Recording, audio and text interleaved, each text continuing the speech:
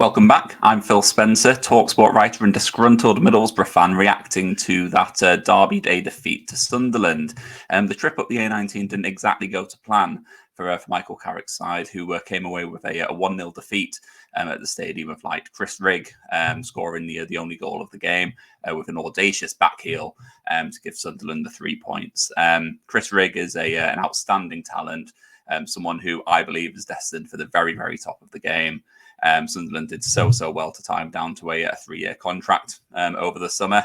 But as far as his long-term future is concerned, I could certainly see him going on to one of the other top teams in the Premier League or around Europe. But as far as Middlesbrough are concerned, and that's the priority here, it was a really, really disappointing day at the office for a match that we kind of quite clearly needed to be up for. It was a match that we were up for very much last season when we came away with a 4-0 victory. And the feeling among supporters was that we were going to be able to do exactly the same again, and that we'd be able to go up there, we'll be well up for it, would be able to frustrate them in the early stages before taking control. And that's ultimately where you'd hope that Michael Carrick's possession-based style of play would have come into its own, really, with Middlesbrough being able to take control, take the sting out of the game, and ultimately go on to victory. But that just didn't really happen.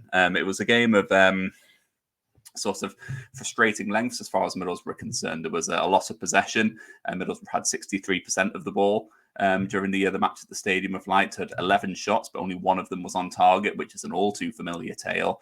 It's something that fans have been having a little bit of a moan about over the last couple of weeks, just about how blunt, I guess, we are in terms in front of goal.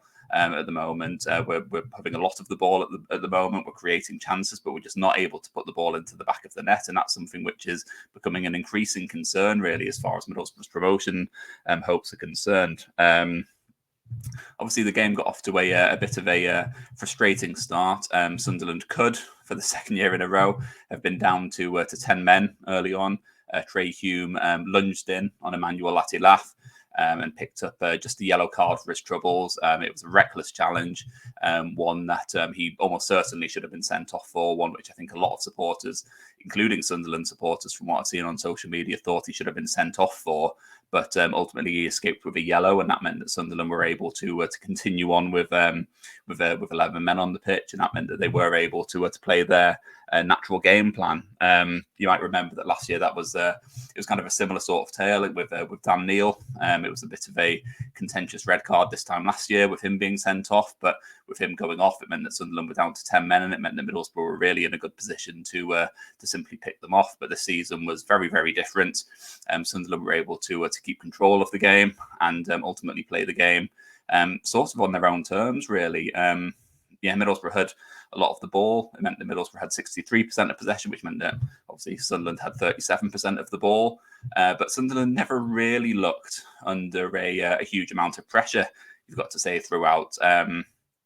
Even in the back end of the game, towards the end of the second half, when Middlesbrough were pushing forward, they never really looked under huge amounts of pressure. They always looked in relative control of the game and always looked like good value to come away with 3 points. But as far as Middlesbrough are concerned, it was a frustrating, flat, low-tempo game with very little in the way of cutting edge, and that's something which has left supporters very, very frustrated from what you've seen on social media. Emmanuel Latilaf, we mentioned about the challenge that Hume put in on him. It did leave him limping.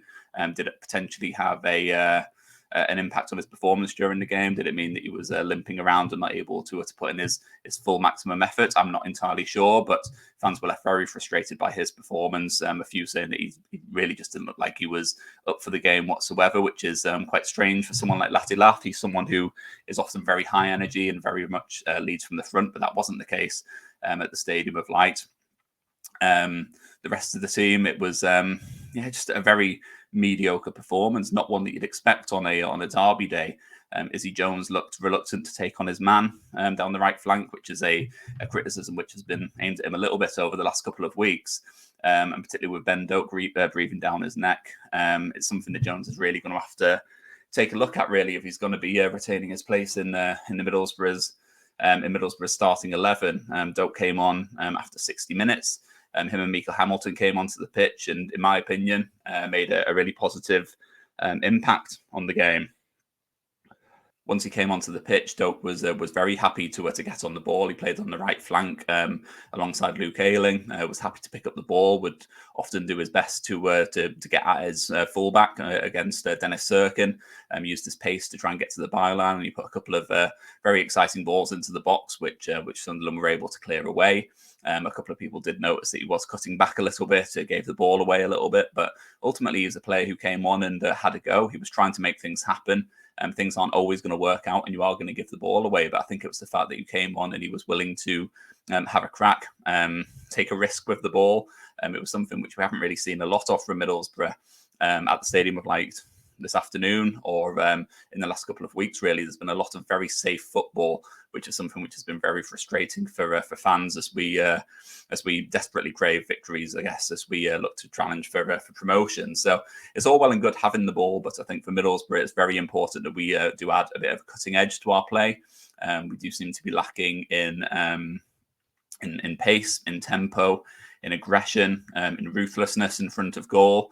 They're all things which are very, very important, and it's all well and good having the ball and dictating play and playing nice horseshoe shapes around the back line and putting the opposition defence backs against the walls a little bit. But if we're not causing problems and creating real clear-cut chances and having people who can put the ball in the back of the net, then it's not really going to get us very far. I think you look at the results so far this season, and while performances on the whole have been generally quite good, results have been a little bit underwhelming. It's been a bit of a shaky start, I guess, as far as Middlesbrough's promotion hopes are concerned. The hope was that Middlesbrough would be able to get plenty of wins under their belts. It was a fairly generous run of fixtures to start off the season. But I think today just kind of encapsulated what Middlesbrough's problem is at the moment. And that is very much about putting the ball in the back of the net and making that dominant sort of count, because Sunderland were very happy to sit back after they got the goal. They were able to soak up Middlesbrough's pressure, and then with the wealth of talent that they've got on the pitch, they were able to cause some problems on the counter. And in truth, it probably looked like they were more likely to get a second than Middlesbrough were to get an equaliser. So yeah, a very frustrating day at the office for Middlesbrough.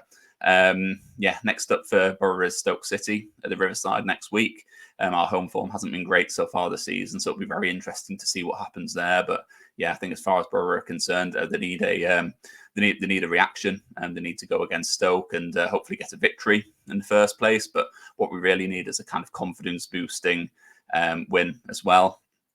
I thought it was going to happen against Preston. It looked like we were in great shape to maybe go on and win 3-4, 5-0, but that didn't end up happening. That would have been a great thing for Michael Carrick's team, because I think the way that we play, I think we just need that kind of added confidence and that that know how to put the ball in the back of the net and really punish a team to get the confidence levels up and really kick on. But that hasn't happened so far. I think as far as I'm concerned, I'm convinced that it will happen. I think Middlesbrough will come good.